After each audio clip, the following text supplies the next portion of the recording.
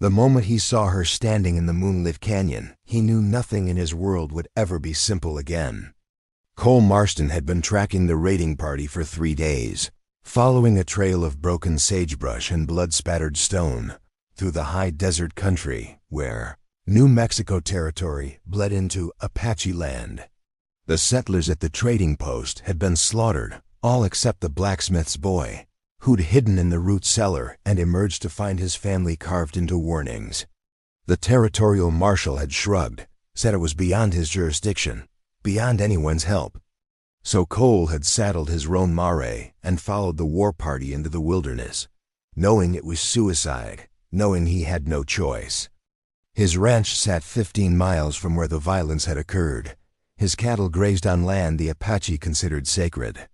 His water came from springs their ancestors had blessed. He'd lived there 7 years in an uneasy peace, keeping to himself, trading fairly with the few Apache who would acknowledge his presence. But peace in this country was like morning frost, beautiful, fragile, and always melting away. He'd expected to find the war party. He'd expected to die trying to reason with them, or perhaps to lead them away from the settlements, to offer himself as a more convenient target than the scattered homesteads that dotted the valley. What he hadn't expected was to find her. She stood alone in a box canyon, a natural cathedral of red stone that glowed like embers in the moonlight. Her back was to him, her long black hair unbound and flowing past her waist like water over dark stone. She wore a doe-skin dress that moved with her breathing, and even from 30 yards away, Cole could see the tension in her shoulders, the way she held herself like a drawn bow. Around her, scattered across the canyon floor, lay the bodies of 6 Apache warriors. The sand was dark with blood. The air smelled of gunpowder and death. Cole's hand moved instinctively to his rifle, but he didn't draw it from the saddle scabbard. Something about the scene felt wrong, not dangerous, but tragic in a way that made his chest tighten. The woman hadn't moved. She simply stood there, her head tilted slightly as if listening to voices only she could hear. He dismounted slowly, his boots making whisper-soft sounds in the sand. His mare, Sable, nickered softly behind him. The woman's shoulders stiffened, but she didn't turn. Cole moved closer, angling to see her face, keeping his hands visible and empty. When he rounded her position and finally met her gaze, something inside him shifted like a rock slide in his chest. She was perhaps 25, with high cheekbones and eyes the color of dark honey shot through with gold. Her face was painted for war, ochre, and ash in ceremonial patterns, but tears had carved clean lines through the pigment. She looked at him without fear, without anger, with nothing but a profound exhaustion that seemed to age her 100 years. Between them, closest to where she stood, lay a young warrior. His hand still clutched a rifle, but his eyes stared unseeing at the stars. He couldn't have been more than 18. The resemblance to the woman was unmistakable. Cole understood then. Not a war party at all, or at least not anymore. He raised his hands higher, showing his palms. The woman watched him with those ancient, exhausted eyes.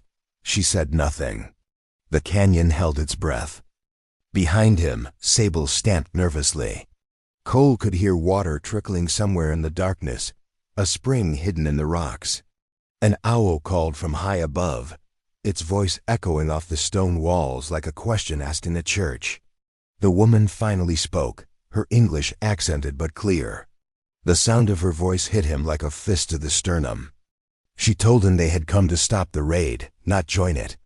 Her brother, the boy whose blood now stained the sand, had learned of the attack planned against the trading post. They had ridden hard to intercept the war party, to prevent the slaughter. But they'd been too late. The warriors who'd wanted peace had fought those who wanted war, and peace had lost. Her brother had died trying to protect the same settlers who would never know his name, would never speak it with anything but hatred. Cole listened without interrupting. He'd lived on this land long enough to recognize truth when he heard it, to understand that the simple stories people told themselves about savage Indians and righteous settlers were lies built on older lies. The reality was always more complicated, always more human, always more tragic. But reality didn't matter to the settlers who would come looking for Apache to blame. Reality didn't matter to the war parties who would use this massacre as justification for more violence. Reality was a luxury neither of them could afford. The woman seemed to understand this too. She looked at the bodies of her fallen companions, then back at Cole. Her expression didn't change, but something in her eyes shifted, a calculation, a recognition of the impossible situation they both faced. Cole knew what he had to do. Every instinct he possessed screamed against it, but survival in this country meant making choices that scarred your soul. If he left her here, the settlers would find her. If he left her here, the Apache would assume she'd been killed by whites, and the retaliation would be swift and merciless. If he left her here, she would die either by the settlers' rope or by her own people's assumption of her betrayal. He moved slowly, telegraphing every motion, and drew the rope from his saddle. The woman watched him approach. She didn't run. She didn't fight. She simply stood there, radiating a dignity that made Cole feel like the smallest, most contemptible creature ever to crawl across the earth. When he bound her wrists, his hands shook. She was close enough that he could smell sage and wood smoke in her hair, could feel the warmth of her skin, could see the pulse beating in her throat. She looked directly into his eyes as he tied the knots, and what he saw there wasn't hatred or fear, it was understanding. She knew why he was doing this. She knew he was trying to save her life, even as he took her freedom. The knowledge didn't make it any easier. He spoke then, his voice rough from days of silence and dust. He told her his name. He told her where he was taking her. He told her he wouldn't let anyone hurt her, that he would protect her until he could find a way to return her safely to her people. She listened without responding. When he finished, she finally gave him her name, Nayeli. It meant I love you in her language, she told him. Her mother had been a dreamer, a woman who saw visions of peace between peoples. Her mother had been wrong. Cole helped her onto Sable, then mounted behind her. She sat stiffly, her bound hands resting on the saddle horn, her back straight as an arrow shaft. Cole tried to keep distance between them, tried not to notice the way she moved with the horse's rhythm, tried not to feel the warmth of her body in the cold desert night. As they rode out of the canyon, Nayeli looked back once at the bodies of her brother and his companions. Cole saw her lips moving in what might have been a prayer or a song. Then she faced forward and didn't look back again. The moon climbed higher, washing the desert in silver light. The stars wheeled overhead in their eternal dance. And Cole Marston rode through the night with his captive, knowing he'd just crossed a line he could never uncross, knowing his life had just become impossibly complicated, knowing that the woman sitting in front of him had somehow, in the space of minutes, become the most important thing in his world. The mare's hooves beat a steady rhythm against the packed earth. The wind carried the smell of sage and creosote. And in the silence between them, something began to grow fragile as a desert flower, dangerous as a flash flood, inevitable as sunrise.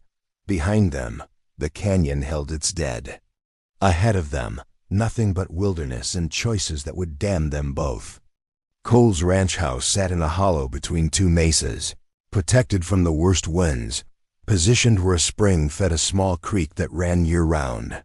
He'd built it himself from adobe and stone, with a roof of pine beams and sod that kept it cool in summer and warm in winter. It wasn't much a single room with a sleeping loft, a small barn for Sable and his two other horses, a chicken coop, a root cellar dug into the hillside. But it was his, bought with 7 years of sweat and loneliness and the money he'd saved from his time as an Army scout before the war had broken him.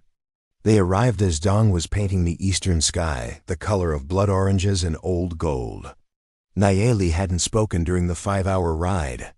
She'd maintained that perfect, rigid posture, moving with the horse but separate from Cole, as if she could will herself into invisibility. He'd felt every minute of those 5 hours like a brand burning into his conscience. He helped her down from Sable, his hands careful on her waist, releasing her immediately as if her skin might burn him. She stood swaying slightly, exhausted from the ride and the grief that had to be consuming her. In the growing light, Cole could see the full extent of the war paint on her face, the dried blood on the hem of her dress that belonged to her brother. His ranch hand, Billy Creek, a half-Navajo boy of 17 who'd wandered in 2 years ago, looking for work, emerged from the barn with a pitchfork in hand and a question on his face. The question died when he saw Nayeli. His eyes went wide, darting between Cole and the Apache woman with a look that said he understood nothing and everything. Cole gave him a short explanation. Protective custody. Keep it quiet. Trust me. Billy nodded slowly, though doubt clouded his young features. He'd seen enough of the world's cruelty to know that nothing good came from situations like this. Inside the house, Cole cut the ropes binding Nayeli's wrists. She rubbed the circulation back into her hands without looking at him. He showed her the water pitcher, the basin, the clean cloths she could use to wash. He gave her one of his shirts, soft cotton, worn nearly white from years of washing, and a pair of canvas trousers that would be too large, but better than the dress stiff with blood. Then he turned his back to give her privacy and walked to the other side of the room, staring at the wall he'd built with his own hands, trying to organize his thoughts into something resembling a plan. He had no idea what he was doing. No idea how to keep her safe from the settlers who would want to see an Apache hang. No idea how to return her to her people without starting a war. No idea why, when he'd looked into her honey gold eyes in that moonlit canyon, he'd felt like he was falling into something vast and inescapable. Behind him, he heard water pouring, cloth moving, the soft sounds of her washing away the paint and blood. He kept his gaze fixed on the wall. He'd been alone so long that the simple presence of another person in his space felt overwhelming, and the fact that this particular person was a woman, was Apache, was his captive, made everything infinitely more complicated. When she finished, she didn't speak. Cole turned slowly and found her sitting on the bench near the cold fireplace, wearing his shirt and trousers, her long black hair damp and combed with her fingers. The war paint was gone, revealing the stunning architecture of her face, the sharp cheekbones, the full mouth, the eyes that seemed to see through him to the damaged places he tried to keep hidden. She was devastatingly beautiful. The thought came unbidden and unwelcome. Cole forced it down, buried it deep. He told her she could sleep in the loft. He would take the floor. She was not a prisoner, he insisted, though they both knew that was a lie. She was under his protection. He would find a way to make this right.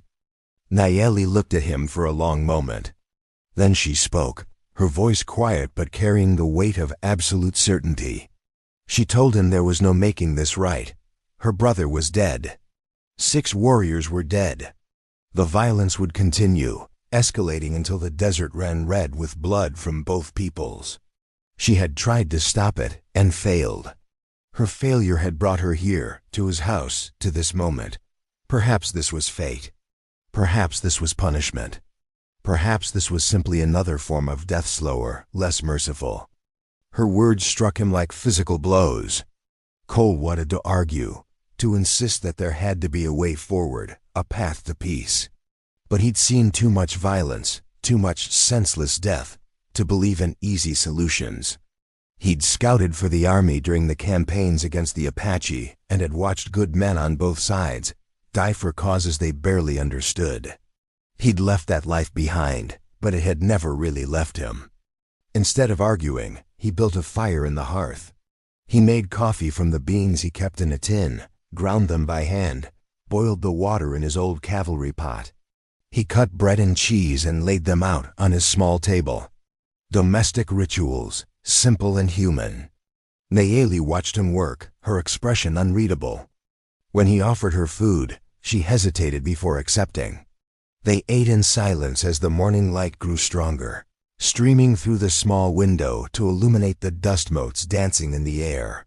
Outside, Billy was tending to the horses, his movements visible through the wavery glass. Chickens clucked and scratched in their yard. Life continued its ordinary rhythms, indifferent to the extraordinary situation unfolding within these adobe walls. Cole found himself stealing glances at Nayeli between bites of bread. She ate slowly, carefully, with a grace that suggested she'd been raised with ceremony and purpose. Her hands were strong but elegant, marked with small scars from a life lived outdoors. She moved with an economy of motion that spoke of years of training, of discipline, of survival in a harsh land. He wondered about her life before this moment. Wondered about her family beyond the brother who died trying to prevent a massacre. Wondered if there was someone, a husband, a lover, who would be searching for her, who would want vengeance for her capture. The thought made his chest constrict with an emotion he didn't want to examine too closely. After they ate, exhaustion finally claimed them both. Nayeli climbed to the loft without a word. Cole laid out his bedroll on the floor near the door, positioned so he could hear if she tried to leave, though he suspected she had nowhere to go, no safe direction to run. He lay on his back, staring at the ceiling beams, listening to the small sounds of her settling into sleep above him. He didn't expect to rest, but exhaustion was a tide that couldn't be refused, and he fell into dreams that were dark and confused, filled with moonlit canyons and honey gold eyes and the weight of choices that couldn't be unmade. When he woke, the sun was high and the house was silent. For a panicked moment, he thought she'd fled. But then he heard the soft sound of breathing from the loft and knew she was still there, sleeping or pretending to sleep. As trapped as he was in this situation, neither of them had chosen. Cole rose and stepped outside into the harsh noon light. The desert stretched in all directions, beautiful and merciless. Somewhere out there, people were gathering weapons and hardening their hearts. Somewhere out there, the cycle of violence was spinning faster, gaining momentum, heading toward an inevitable collision. And here, in this small hollow between the mesas, two people who should have been enemies were bound together by circumstance and desperation, by the thin hope that somehow, impossibly, there might be a way to break the cycle before it consumed them both. Cole looked at the horizon and felt the weight of fate settling on his shoulders like a yoke. The moment he'd seen her in that canyon, he'd known his simple life was over. He just hadn't realized how much more complicated it would become. The first 3 days passed in careful silence, like two wild animals circling each other at a waterhole, neither willing to attack, neither willing to show weakness. Nayeli kept to herself, spending hours in the loft or sitting outside in the small patch of shade beside the house, watching the horizon with eyes that seemed to be measuring distances Cole couldn't see. She accepted the food he prepared, but ate sparingly. She moved through his space like a ghost, leaving no trace, disturbing nothing, as if she could make herself disappear through sheer force of will. Cole threw himself into work. He mended fence lines that didn't need mending. He reorganized the tack in the barn. He rode out to check on cattle that he'd checked the day before. Anything to avoid the weight of her presence, the constant awareness of her that hummed beneath his skin like electricity before a storm. Billy Creek watched both of them with growing concern. On the third evening, as Cole was brushing down Sable, the boy finally spoke what had been building in his eyes. He asked Cole what the plan was, how long the woman would stay, what would happen when people found out. Because people always found out secrets in this country had a way of becoming known, carried on the wind and the gossip of travelers and the sharp eyes of those who made it their business to know everyone else's affairs. Cole had no answer that would satisfy either of them. He told Billy to keep working, to say nothing if anyone came by, to trust that things would resolve themselves. Billy's skeptical expression made it clear what he thought of that plan. That night, as Cole was preparing dinner beans and salt pork and cornbread, cooked in his cast iron skillet, Nayeli descended from the loft and stood near the table. She watched him work with an intensity that made his movements clumsy. When he finally looked at her directly, she spoke the first full sentence she'd offered since that initial night. She told him he couldn't keep her here, that every day she remained put them both in greater danger, that her people would be searching for her, that they would track her to this place, That when they came, they would not listen to explanations or reason. That the only mercy she could offer him was the truth. He should let her go while he still could. Cole stopped stirring the beans. He met her gaze across the small room, across the space that felt simultaneously too large and suffocatingly small. He told her he couldn't do that. If he released her, the settlers would find her. They were already organizing search parties, already talking about revenge. A lone Apache woman would be an easy target for men whose grief and rage had stripped away whatever civilization they'd once possessed. Nayeli's expression didn't change, but something flickered in her eyes' recognition, perhaps of the trap they were both caught in. She asked him what he proposed instead. Cole had been wrestling with that question for 3 days. The only answer he'd found was the one he least wanted to voice. They had to leave. He would take her north, into Colorado territory, away from the immediate violence. He had contacts there, other former scouts who'd settled in the mountains. People who might help negotiate her safe return to her band without bloodshed. It was a desperate plan, thin as paper, but it was the only thread he could grasp. Nayeli listened without interrupting. When he finished, she was quiet for a long moment. Then she asked him why. Why would he risk so much for an Apache woman he didn't know? Why would he turn his back on his own people, invite their suspicion and hatred, throw away the fragile peace he'd built for himself? The question hung in the air between them like smoke. Cole didn't have an answer he could articulate. Because he'd seen too much senseless death. Because her brother had died trying to prevent a massacre. Because when he'd looked into her eyes in that moonlit canyon, something inside him had recognized something inside her. A kindred damage, a shared understanding of how the world could break you and force you to keep living anyway. Because when he'd bound her wrists, he'd felt like he was binding himself to something larger than his own small life. He didn't say any of this. Instead, he told her it was the right thing to do. The only thing he could do, and still look at himself in the morning. Nayeli studied his face as if reading a text in a foreign language. Then slowly she nodded. They would leave in 2 days, Cole decided. He needed time to prepare, to gather supplies, to arrange for Billy to watch the ranch. They would travel light and fast, avoiding settlements, keeping to the high country where Apache and settler alike rarely ventured. It would be dangerous. It would be difficult. But it was better than the alternatives. That night, for the first time, they ate dinner at the same table. The silence between them was still heavy, still charged with everything unspoken. But it had shifted somehow from hostility to something more complex, an uneasy alliance forged in the recognition that they were bound together now, for better or worse. After dinner, Cole pulled out the maps he'd kept from the scouting days hand-drawn, annotated with notes about water sources and trails and places to avoid. Nayeli moved closer to look, and suddenly she was standing beside him, close enough that he could smell the sage in her hair, could feel the heat radiating from her body in the cool evening air. She pointed the places on the map, correcting his notations, showing him routes he didn't know existed. Springs hidden in box canyons, trails that Apache had used for generations, ways through the mountains that the army had never discovered. Her knowledge was vast and precise, born of a lifetime moving through this landscape as if it were an extension of her own body. Cole found himself leaning closer, watching her hands move across the paper, listening to her voice as she described the land with a reverence that matched his own hidden feelings about this harsh, beautiful country. For a few minutes, they weren't captor and captive, weren't settler and Apache. They were simply two people who understood that the desert demanded respect, that it rewarded knowledge and punished arrogance, that it was the greatest teacher and the most merciless judge.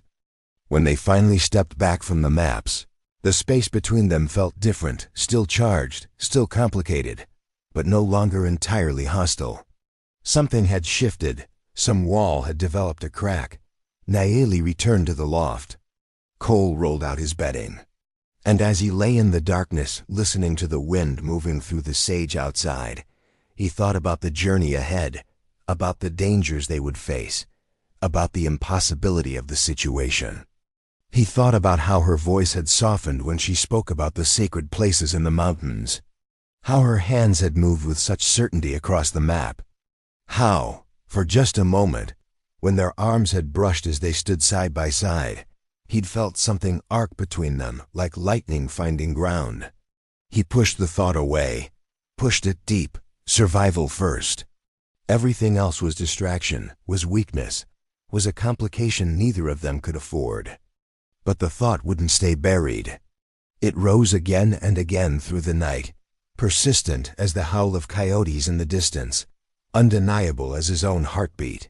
They left before dawn 2 days later, Cole and Nayeli on horseback, riding north through the gray light that preceded sunrise. Billy stood in the yard watching them go, his young face troubled. One hand raised in farewell or warning, Cole couldn't tell which. The air was cold and clean, scented with sage and juniper. Stars still burned in the western sky, slowly fading as the earth turned toward day. Sable moved beneath Cole with her steady, ground-eating walk, while Nayeli rode the buckskin gelding he'd kept for spare.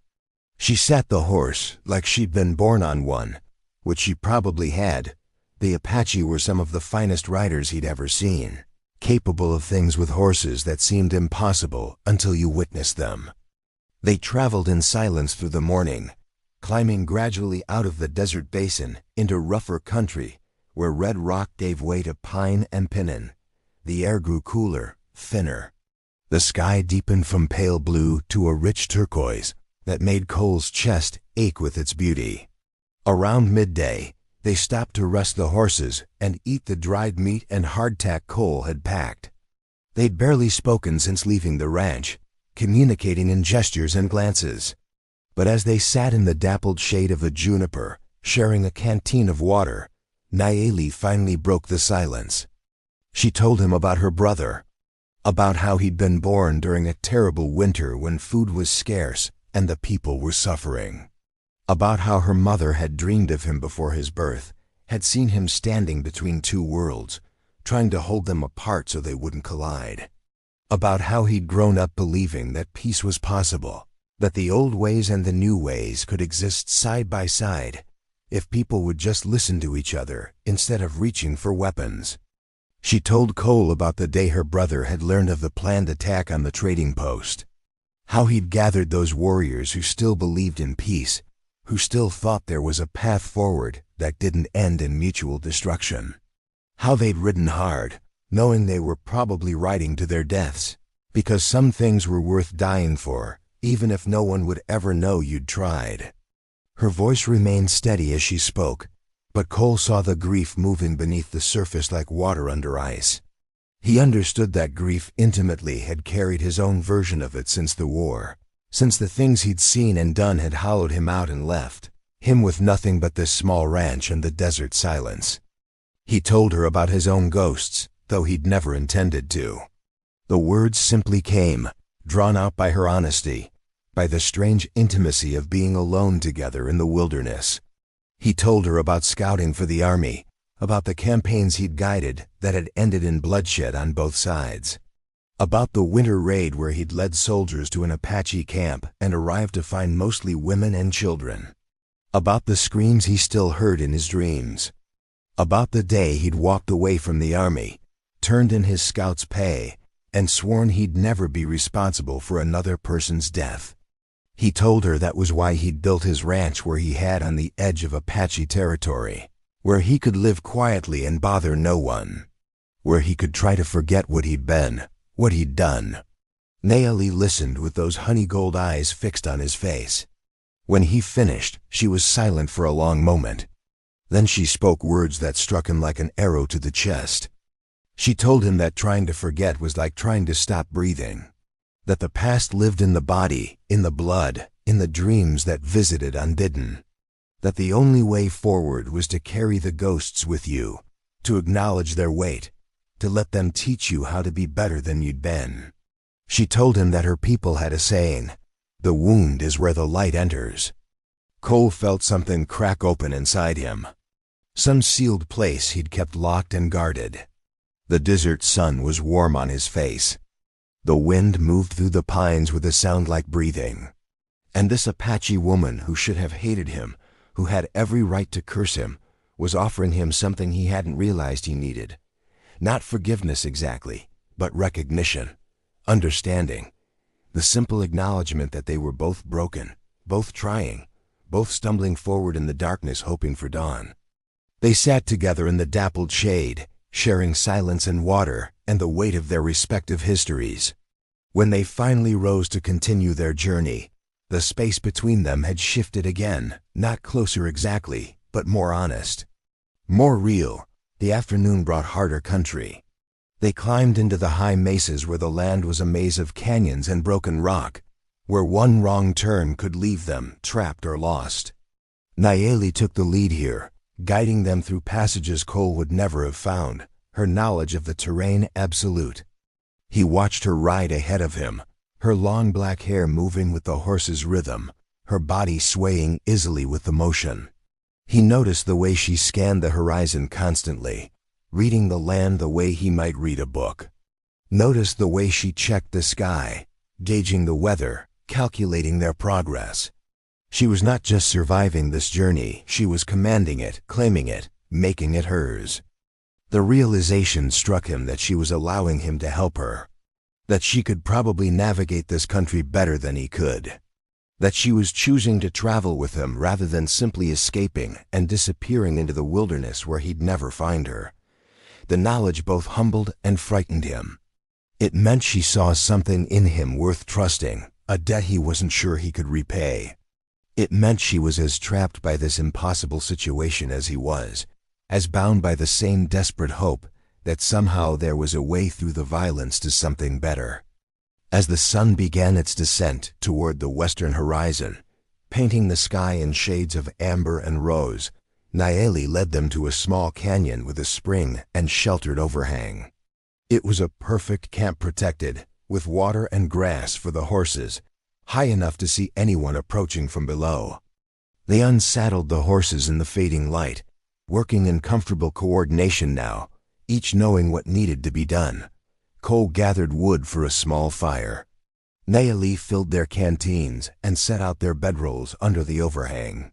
Simple tasks, domestic and practical, but there was something profound in the rhythm of them, the way two people could work together without words, each anticipating the other's movements, creating a small island of order in the wilderness.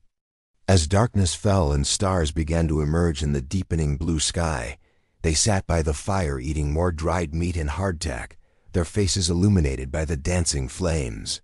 The fire crackled and popped.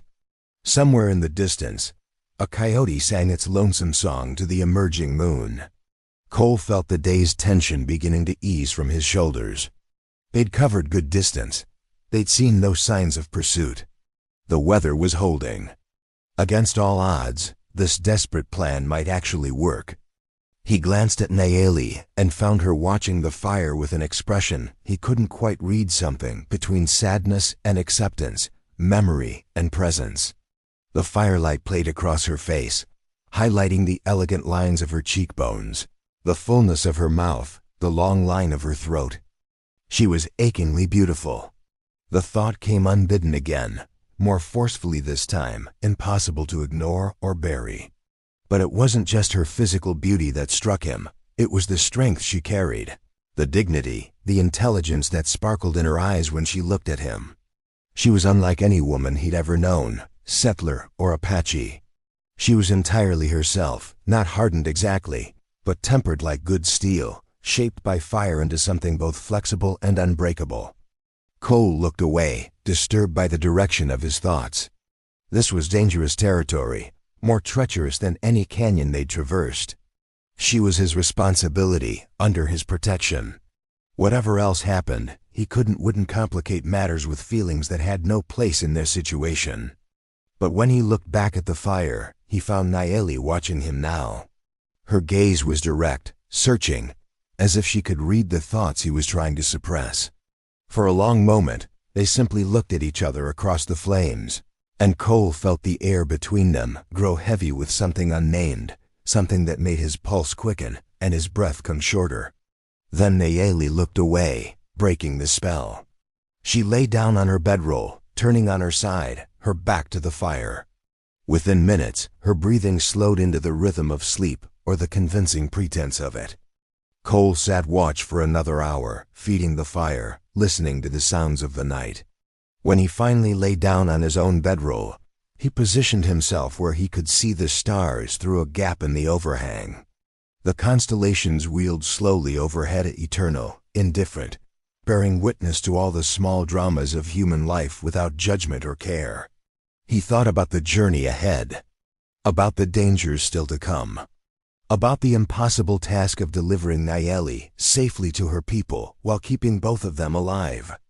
He thought about the way she'd looked at him across the fire, and the way that look had made him feel like he was standing on the edge of a cliff in the darkness, unable to see the bottom, knowing that one more step would send him falling into something vast and inescapable. Sleep, when it finally came, was fitful and filled with dreams of honey-gold eyes and voices speaking truth in the darkness. The storm came on the fourth day, rolling in from the northwest with the speed and fury of divine retribution. They'd been climbing through pine forest, following a game trail that wound higher into the mountains, when Cole felt the temperature drop and the pressure change. He looked up to see clouds building on the horizon, massive, dark, shot through with veins of lightning that hadn't yet found Earth. Nayeli felt it too. She turned her horse to face him, her expression urgent, and pointed toward a ridgeline to the east. "Shelter," she indicated. They needed to find it quickly. They rode hard, racing the storm, the wind picking up and bringing the smell of ozone and rain. The horses sensed the danger and needed no urging, their ears pinned back, their strides lengthening. Thunder rumbled across the mountains like the footsteps of giants. The first drops hit as they crested the ridge. Cold, heavy, striking with the force of pebbles. Within seconds, the sky opened and rain came down in sheets, soaking them instantly, turning the trail to mud beneath the horses' hooves. Nayeli led them along the ridge through the downpour, her dark hair plastered to her head, her body bent against the wind. Cole followed, trusting her knowledge of this country, even as the storm reduced visibility to yards. Lightning cracked close enough that he felt the hair on his arms stand up, and thunder followed immediately, a deafening roar that made Sable shy and stumble. Then, through the gray curtain of rain, he saw it, a small cabin tucked into the lee of the ridge, barely more than a shack but solid enough, with a roof that looked intact and a small lean-to that could shelter the horses. They dismounted and rushed to care for the animals, first unsaddling them, rubbing them down with what dry cloth could be found, securing them in the lean-to with what feed remained in their saddlebags. Only then did Cole and Nayeli duck into the cabin, water streaming from their clothes, shivering in the sudden absence of wind. The cabin was a single room, perhaps 12 feet square. Rough-hewn log walls, a dirt floor, a stone fireplace with a pile of wood that had stayed miraculously dry. A narrow bed frame with rope webbing but no mattress. A single window with oiled paper that let in murky light. It smelled of mice and mildew and years of abandonment, but it was shelter, and right now that was everything. Cole immediately set about building a fire while Nayeli stood dripping near the door, her arms wrapped around herself.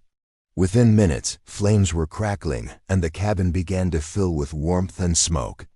The chimney drew poorly, but it drew well enough. They stood near the fire, steam rising from their soaked clothes, neither speaking. The storm raged outside, rain hammering on the roof, wind howling around the corners of the cabin. Thunder and lightning came in waves, the storm settling in directly overhead, as if the mountains themselves were at war. Cole's teeth were chattering. He could see that Nayeli was shivering violently despite her attempts to control it. Their clothes were completely soaked, and with night falling the temperature would drop dangerously. They needed dry clothes, or they needed to get out of the wet ones. There was no third option. He moved to his saddlebags, which they'd brought inside, and pulled out the spare clothes he'd packed. A shirt, a pair of trousers, a wool blanket. He offered them to Nayeli without meeting her eyes, then turned his back and moved to the far side of the cabin to give her privacy.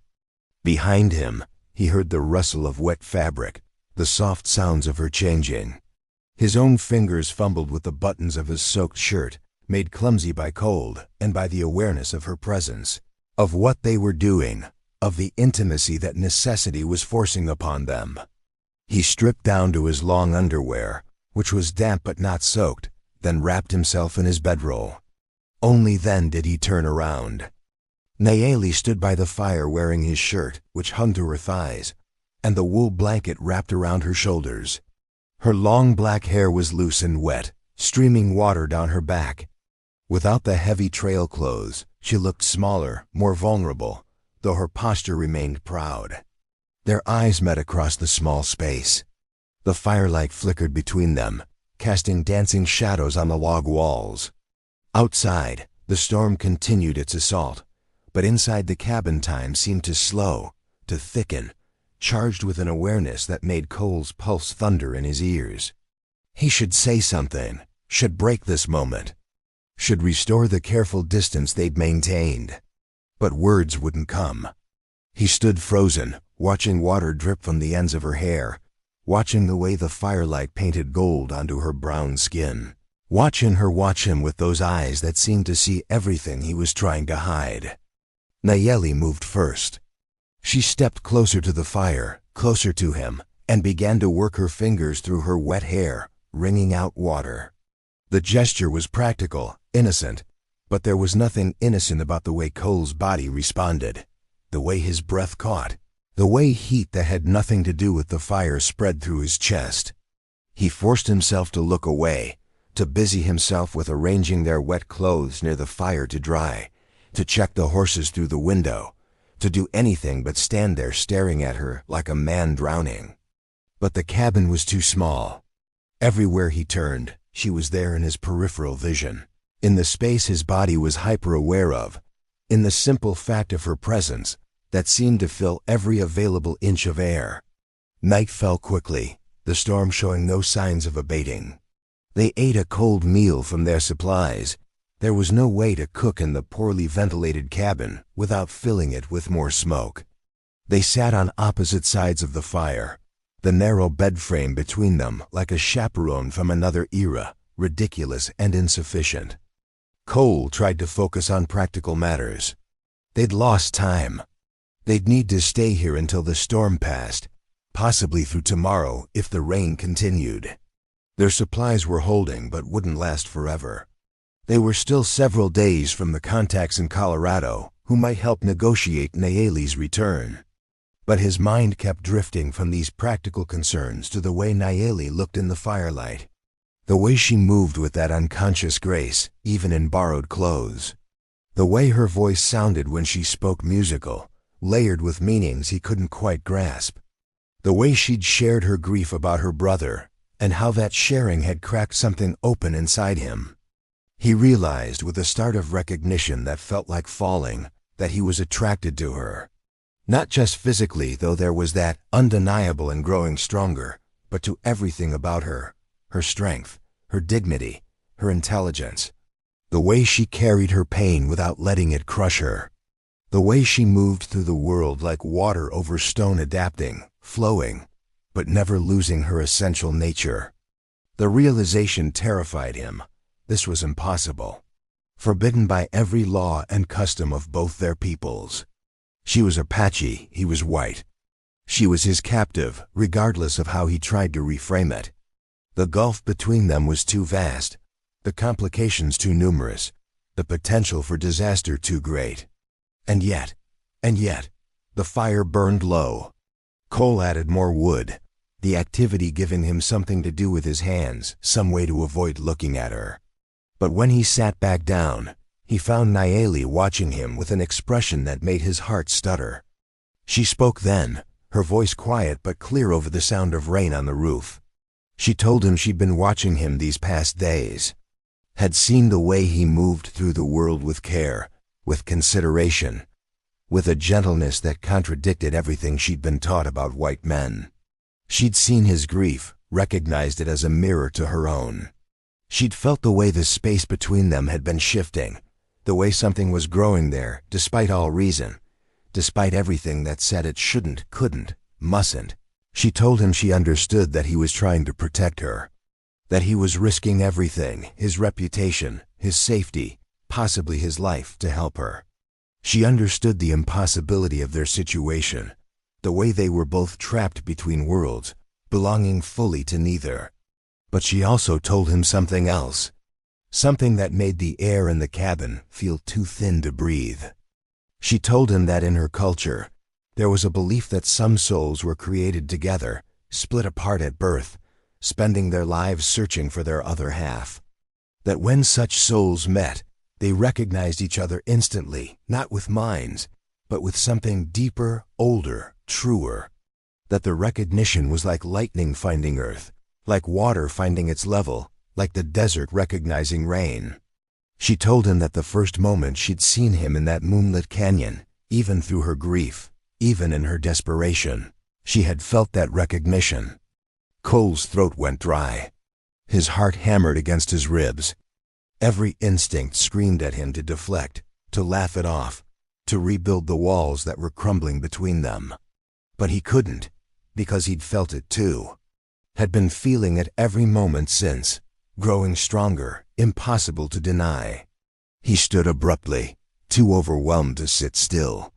Moved to the window where he could see rain streaming down the oiled paper, could see nothing beyond but darkness and storm. Behind him, he felt Nayeli rise as well. She came to stand beside him at the window, close enough that he could feel the warmth radiating from her body. Close enough that when he breathed in the scent of her sage and smoke and something uniquely her own. He should move away, should put distance between them, should remember all the reasons this was impossible. But then she spoke again, and her words stopped his breath entirely. Her voice barely above a whisper, she told him, "Don't touch me. Unless you mean forever." The words hung in the small space between them like a benediction and a warning. Cole turned to face her and found her looking up at him with those honey gold eyes, vulnerable and fierce and absolutely certain. Forever. The word echoed in his mind. Forever in a world that wouldn't allow it. Forever across a divide that couldn't be crossed. Forever despite every practical reality that said they had no future together. His hand moved of its own accord, rising to cup her face.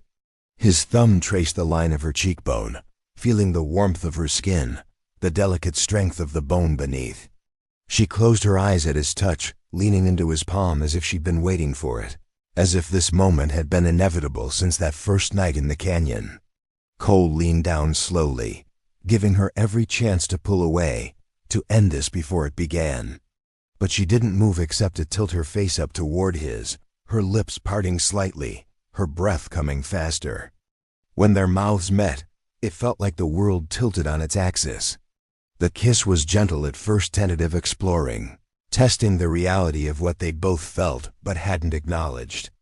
But then something broke open in both of them, and the kiss deepened, became urgent, became a conversation spoken in the oldest language humans know. Cole pulled her closer, felt her arms wrap around him, felt the way their bodies fit together as if designed for exactly this. The blanket fell from her shoulders. His hands moved to her waist, feeling the warmth of her through the thin cotton of his borrowed shirt. They broke apart, both breathing hard, foreheads touching, the space between them charged with everything unspoken. Cole's hands were shaking. His heart felt too large for his chest. He whispered her name like a prayer, like a confession, like an admission of defeat. And she whispered his in return, her voice carrying all the longing and fear and impossible hope that he felt coursing through his own veins. They came together again, more urgently this time, hands exploring, mouths hungry, the careful walls they'd built between them crumbling like sand. Cole walked her backward toward the narrow bed frame, and she went willingly, her fingers working at the buttons of his long underwear, his hands tangling in her wet hair. They fell onto the bed together, the rope webbing creaking beneath them. The firelight painted their intertwined shadows on the log walls. The storm raged outside, but inside the cabin, There was only warmth and breath and the profound relief of two people who'd been fighting an inevitable current finally letting themselves be swept away. Cole's hands traced the lines of her body, the curve of her waist, the arch of her spine, the incredible softness of her skin.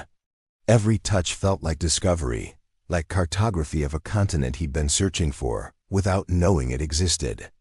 She moved beneath him with a grace that made his chest ache, her hands exploring him in turn, learning the map of his scars, the terrain of his body. They made love slowly, carefully, with a tenderness that spoke of the profound trust required to be this vulnerable with each other.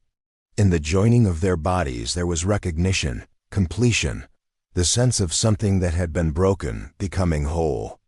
Cole looked into her eyes as they moved together and saw everything he felt reflected back: wonder and fear and gratitude, and the terrible knowledge that this moment existed outside of time, outside of the world that would deny them, precious and fragile and already shadowed by inevitable loss.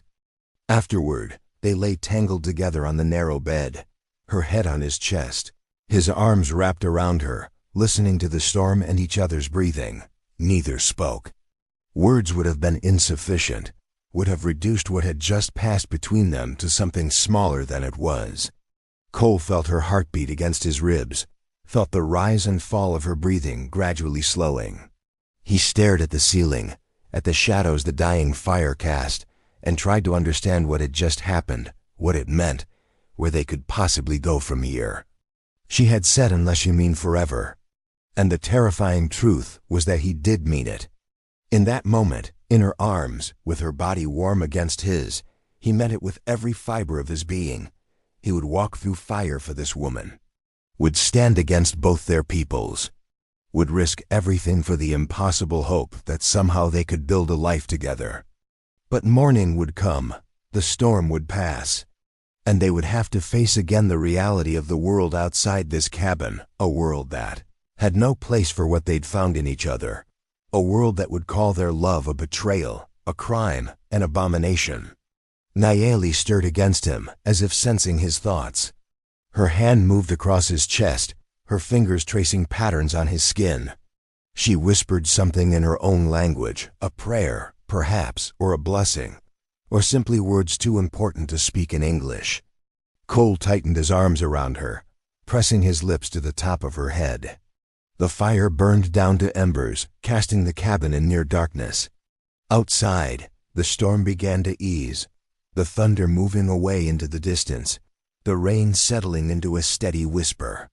They slept eventually, wrapped together in the narrow bed, their breathing synchronized, their bodies fitting together like puzzle pieces that had finally found their proper places.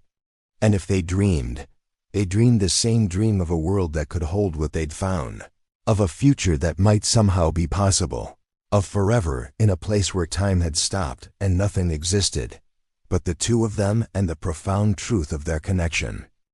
Dawn came gray and hushed, the world washed clean by the night storm, everything dripping and new. Cole woke first, instantly aware of the warm body curled against his, of the impossible reality of what had happened in the night. For a moment he lay completely still, afraid that moving would break the spell, would force him to confront what they'd done and what it meant. But Nayeli was already awake. He felt the change in her breathing, the subtle shift in how she held herself. She turned in his arms to face him, and in the gray morning light her eyes were clear and unafraid, though shadowed with the same knowledge that sat like a stone in his chest. They didn't speak. Words would have been inadequate, would have forced them to name what couldn't yet be named. Instead, they simply looked at each other, memorizing, acknowledging, accepting the profound change that had occurred between them. Eventually, necessity drove them from the bed. They dressed in their mostly dry clothes from the night before, moving around each other in the small space with a new kind of awareness, not the charged tension of before, but something deeper, more intimate, the awareness of two people who had crossed a threshold together and could never fully return to what they'd been. Cole rekindled the fire and made coffee from the grounds in his saddlebags. They shared it from his single tin cup, passing it back and forth, their fingers touching with each exchange. The simple domestic ritual felt profound, weighted with meaning neither could yet articulate. Outside, the horses needed tending. They worked together in the cool morning air, checking hooves, distributing the last of the grain, speaking in low voices about practical matters. How much farther to the Colorado contacts, whether the trail would be passable after the rain, when they should depart. Beneath these practical conversations, a current ran unspoken questions about what happened next, about what they were to each other now, about whether the night had been a beginning or an ending or both. As the sun climbed higher, burning off the morning mist, Cole made a decision. He would tell Nayeli the truth, the full truth he'd been piecing together from the stories he'd heard, the tracks he'd read, the politics he'd tried to ignore.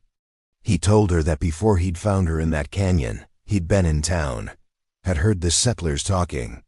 The raid on the trading post hadn't been random, it had been provoked. The territorial governor wanted Apache land for mining operations. The massacre had been engineered, or at least allowed to happen, to justify a military response that would drive the Apache from the mountains entirely. He told her that her brother had been right to try to stop the violence, that the war party had been manipulated by forces neither side fully understood, that white men with money and power were playing both Apache and settlers like pieces on a game board, sacrificing lives for profit.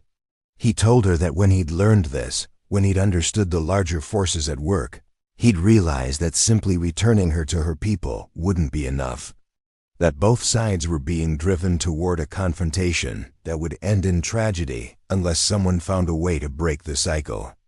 Nayeli listened without interrupting, her expression growing darker as he spoke. When he finished, she was quiet for a long time. Then she told him her own truth.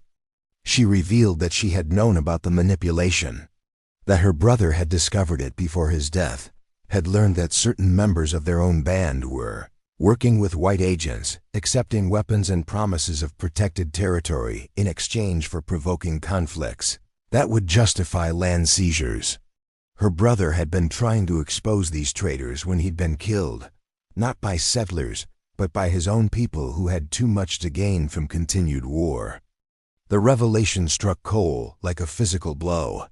Everything was more complicated, more corrupt, more hopeless than he'd imagined. They weren't just caught between two peoples at war. They were caught in a web of lies and manipulation that went far deeper than simple conflict over land. They looked at each other in the morning light, and the weight of what they faced settled over them like a shroud.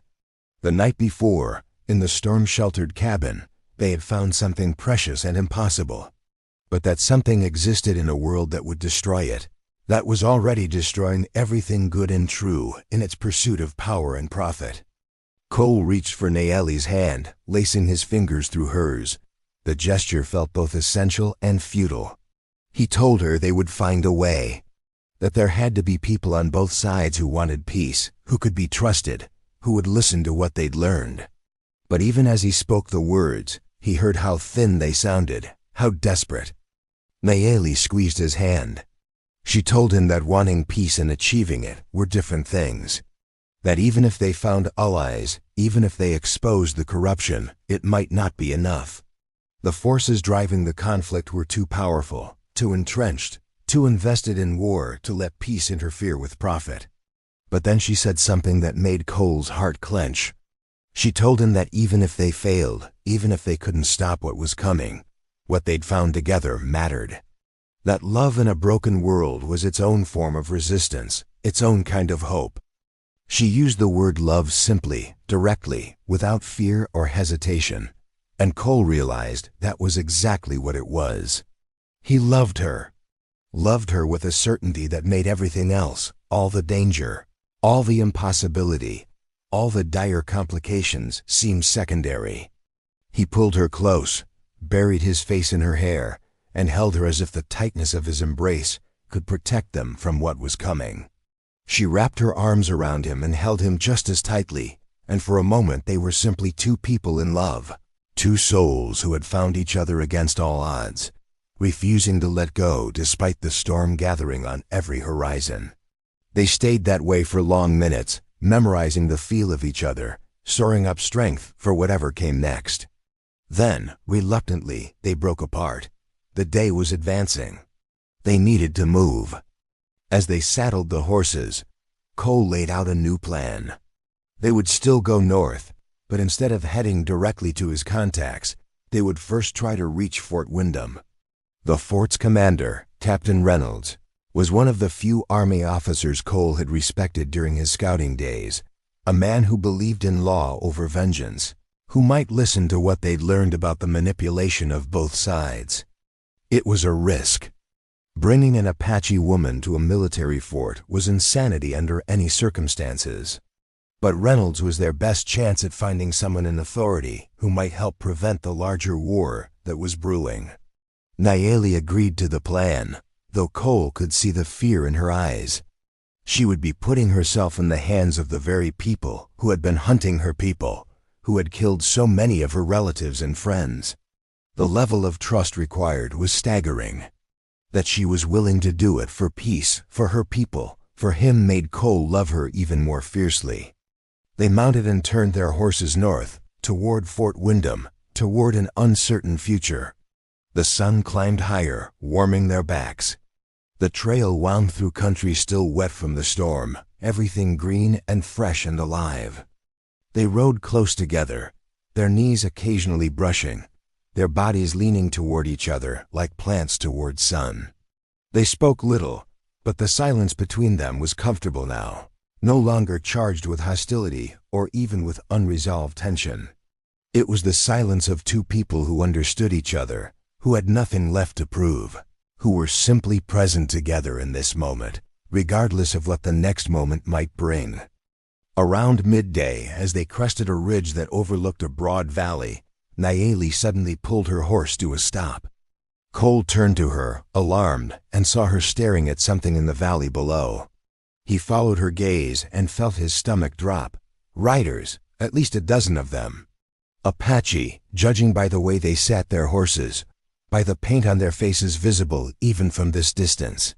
And they were moving with purpose, following a trail that would intersect with Cole and Nayeli's position within the hour. They'd been found. Cole looked at Nayeli and saw his own fear reflected in her eyes, but also something else, resignation perhaps. Or determination. She had known this moment would come. Had known that her people would track her, would find her eventually. She told Cole he should run. That he could make it if he rode hard, could disappear into the mountains before the warriors reached them. That there was no reason for both of them to face what was coming. But Cole was already shaking his head before she finished speaking. He'd made a promise when he'd taken her from that canyon. He'd made another promise in the cabin during the storm, even if it hadn't been spoken aloud. He wasn't leaving her. Not now, not ever. They sat on their horses on the ridge, looking at each other with complete understanding. They'd found something precious and impossible. They'd had one perfect night together. And now the world was catching up with them, bringing consequences neither could escape. Nayeli reached across the space between their horses and took Cole's hand. She squeezed it once, hard, then released it. Her expression was fierce, proud, unafraid. She told him to follow her lead, to trust her, to remember that her people valued honor and bravery above all else. If they were to have any chance of surviving what came next, they would need to face it together, with dignity and truth. Then she turned her horse and began riding down into the valley, directly toward the approaching warriors. Toward whatever fate awaited them both. Cole followed without hesitation, his heart hammering, his mind strangely calm. He'd spent years running from his past, from his guilt, from meaningful connection with anyone. But now, riding beside this Apache woman into certain danger, he felt more alive than he had in years. Whatever happened next, they would face it together. That was enough. That had to be enough. The riders in the valley had spotted them now. They were wheeling their horses, forming up, preparing to intercept. The distance between them closed rapidly, 100 yards, 50, 20. Cole could see their faces now. Young men mostly, painted for war, their expressions hard and suspicious.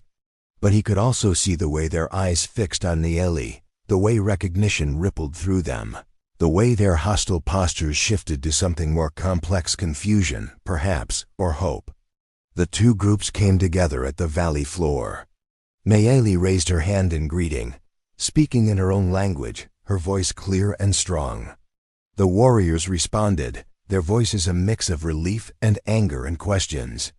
Cole sat his horse silently, understanding nothing of the words, but everything of the tone. Accusations were being made. Explanations demanded.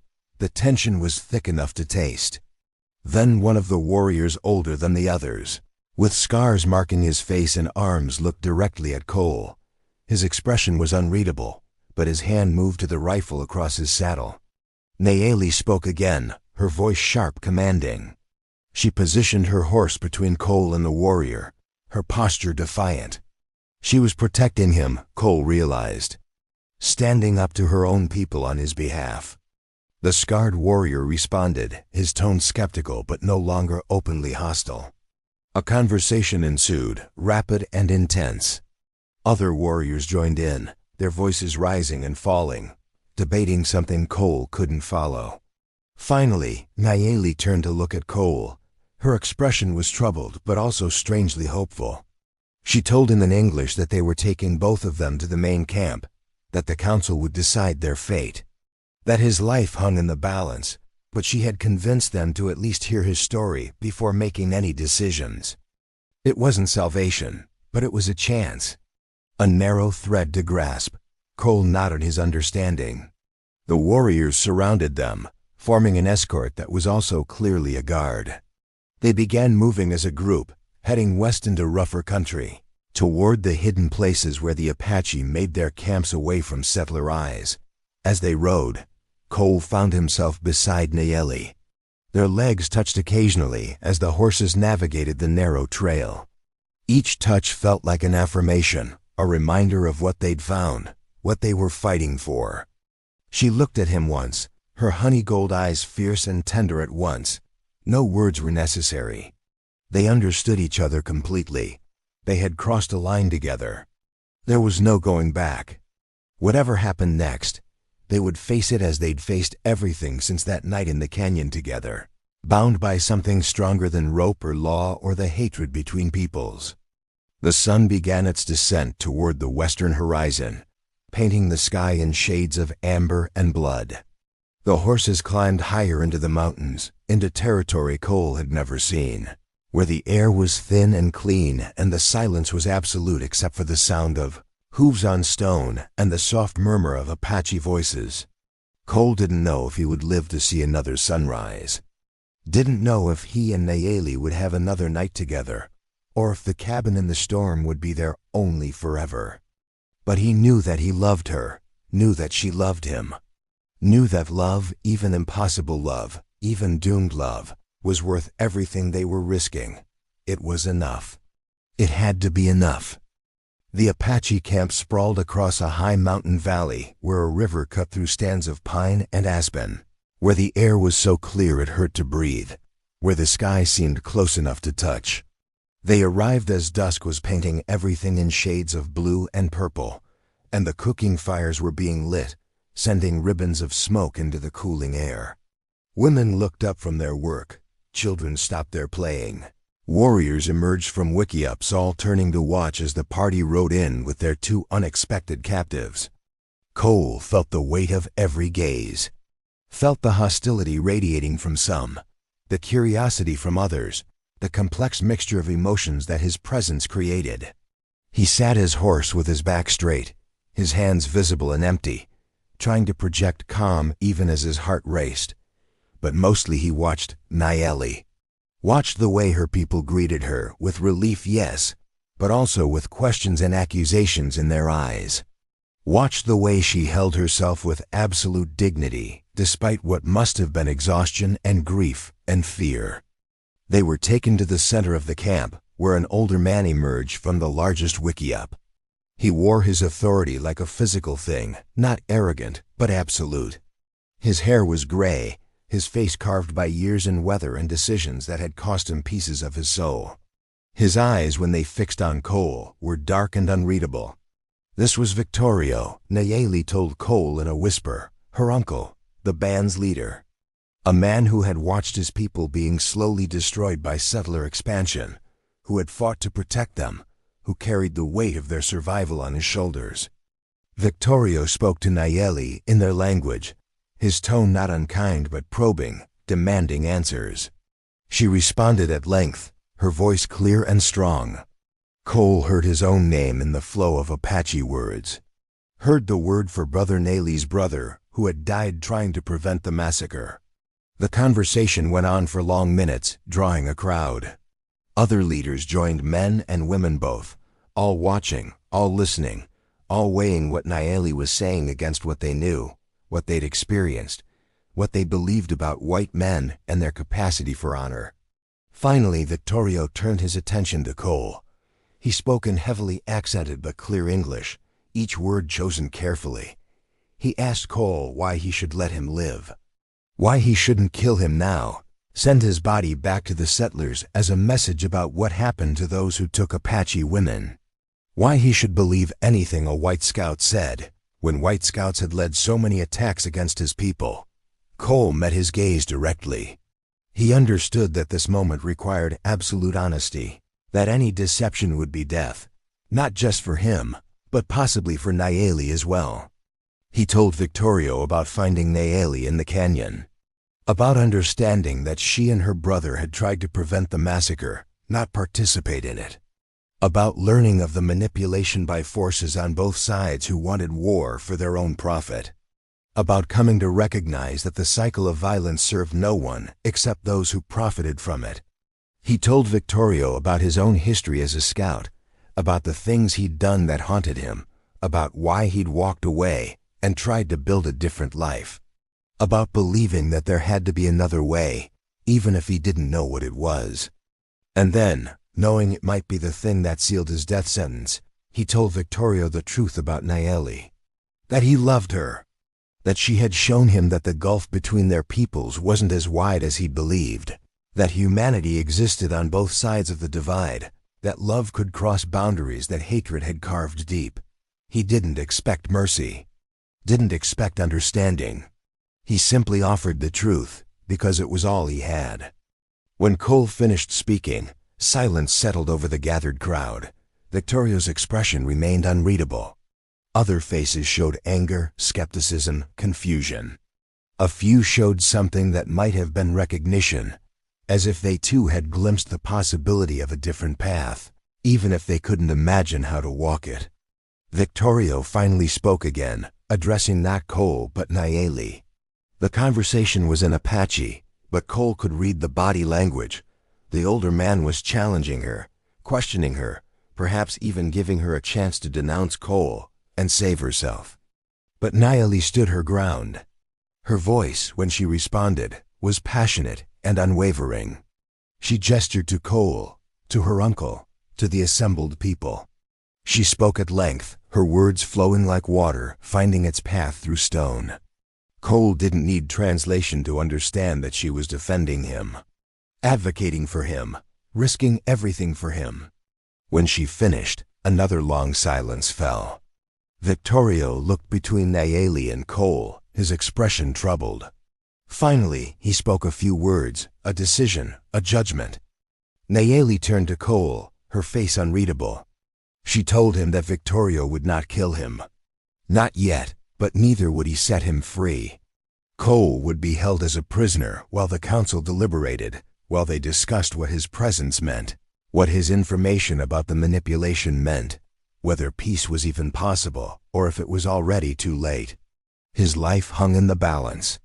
It could end at any moment, on any decision, based on factors he couldn't control or influence. But he was alive. For now, that was enough. The warriors took Cole to a wickiup on the edge of the camp, not rough treatment, but not gentle either. They bound his hands and positioned guards outside. The shelter was small but clean, with blankets laid out, water in a clay vessel. They weren't torturing him, but they weren't trusting him either. Through the wikiup's entrance, Cole could see the camp's central fire, could see Nayeli speaking with her uncle and other leaders. The conversation seemed heated, with gestures and raised voices. He wanted desperately to be there, to defend himself, to stand beside her, but all he could do was wait. Night fell completely. The stars emerged, brilliant and uncaring. The camp settled into its evening rhythms, meals eaten, children put to bed, guards changing shifts. Cole sat in the wickiup, his bound hands in his lap, trying not to think about all the ways this could end badly. Hours passed. The fire burned down. The camp grew quieter. Cole's guards changed new faces, equally watchful. He wondered if he would see dawn, or if death would come quietly in the darkness, quick and final. Then, unexpectedly, the wickiup's entrance moved aside, and Nayeli ducked inside. The guards didn't stop her. She must have been given permission to see him a small mercy, or perhaps a last chance to say goodbye. She knelt beside him, and even in the dimness he could see the exhaustion in her face, the strain of arguing for his life, of standing against her own people on behalf of a white man.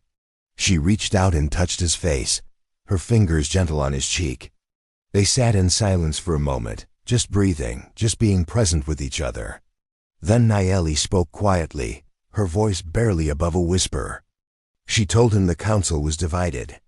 Some wanted him killed immediately, as a message and as justice for all the Apache who had died at the hands of white scouts. Others were willing to listen, to consider the possibility that the manipulation she and her brother had discovered was real, that both sides were being used. Victoria was considering something more radical, sending Cole north with a delegation to speak with the army officers at Fort Windham, to try to expose the corruption, to attempt one last effort at peace before the inevitable war consumed them all. But it was dangerous. If Cole was lying, if this was some elaborate trick, it would mean the death of the peace delegation. If the army didn't listen, if they arrested or killed the delegation, it would mean the end of any hope for peace. Everything hung in the balance. Everything depended on trust that had no foundation, hope that had no evidence, faith in the possibility of something better, despite all the evidence to the contrary. Nayeli leaned forward and rested her forehead against Cole's. Their breath mingled in the small space between them. She whispered that she was afraid not for herself, but for him, for her people, for the future that seemed to be narrowing to a single dark point. Cole wanted to reassure her, to promise that everything would be all right, but he couldn't lie to her. Instead, he simply said that he loved her, that whatever happened, what they'd found together had been real, had mattered, had been worth all the risks and consequences. She kissed him then, softly, tenderly, a kiss that tasted of goodbye and forever at once. When she pulled back, there were tears in her honey gold eyes. She told him that the council would make their decision at dawn, that she had done everything she could, that his fate now rested with forces beyond her control, beyond anyone's control, with the tides of history and the weight of too much blood, and the question of whether humanity could ever overcome hatred. Then she rose to leave. At the entrance, she paused and looked back at him one more time. In that look, Cole saw everything they'd shared, everything they'd risked, everything they'd found in each other against all odds. Then she was gone, slipping out into the night, leaving Cole alone with his bound hands and his racing thoughts and the terrible uncertainty of what dawn would bring. He lay back on the blankets, staring at the wickiup ceiling, where smoke from the campfires outside traced ghostly patterns. He thought about his life, the violence he'd participated in, the isolation he'd chosen, the unexpected grace of finding love in the last place he should have looked for it. He thought about Nayeli's face in the firelight, that first night in the cabin, about the way she'd said "unless you mean forever," about how he'd meant it, did mean it, would always mean it regardless of whether he lived to see another sunrise. Outside, the camp was quiet except for the sounds of guards walking their rounds, of horses shifting in their makeshift corral, of the wind moving through the pine trees with a sound like the world breathing. Cole closed his eyes and tried to find peace in the uncertainty, tried to accept that his fate was no longer his to control, that all he could do was wait for dawn and whatever judgment it would bring.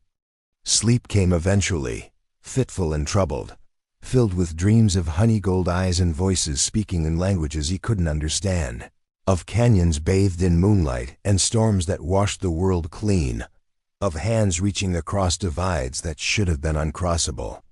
When he woke, gray light was seeping through the Wikiup's entrance.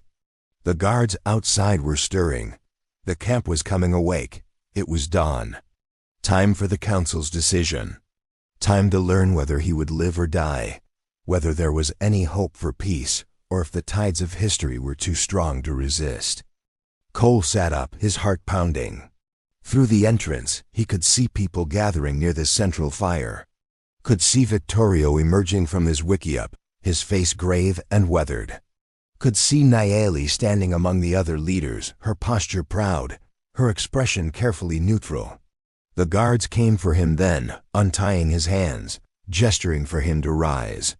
He stood on shaky legs and followed them out into the morning light, into whatever judgment awaited, into a future that remained terrifyingly uncertain. As he walked toward the assembly, his eyes found Nayeli's. She looked at him across the gathering crowd, and in her gaze he saw fear and hope and love all tangled together, as complicated and impossible and true as everything else between them. Whatever came next, they had loved each other. They had tried. It would have to be enough. Victorio stood before the assembled people with the weight of generations on his shoulders and spoke in a voice that carried across the morning cold air like a prayer or a prophecy. He spoke in Apache first, his words measured and heavy, each one dropping into the silence like stones into deep water. Cole watched the faces around him, saw some harden with anger, others soften with something that might have been hope. Still others remained carefully neutral, waiting to see which way the wind would blow. Then Victorio switched to English, his gaze fixing on Cole with an intensity that felt like being seen through, every secret exposed, every intention weighed. He said that the council had deliberated through the night, that the decision had not been easy, that his people had suffered too much at the hands of white men to trust easily, to forgive quickly, to believe that change was possible. But he also said that Nayeli had spoken with passion and conviction about what she and her brother had discovered, about the manipulation, about the corruption, about forces on both sides driving them toward destruction for profit. He said that her brother had been a man of honor, a seeker of peace, and that his death demanded justice, not more violence. He said that sometimes the path forward required courage greater than the courage to fight. Sometimes it required the courage to trust, to hope, to reach across divides that seemed impossible to cross. The words hung in the air, fragile and powerful at once. Cole hardly dared to breathe. Victorio continued. He said that Cole would be allowed to live, would be allowed to travel north with a peace delegation to Fort Windham, would be given the chance to try to expose the corruption and broker a lasting peace.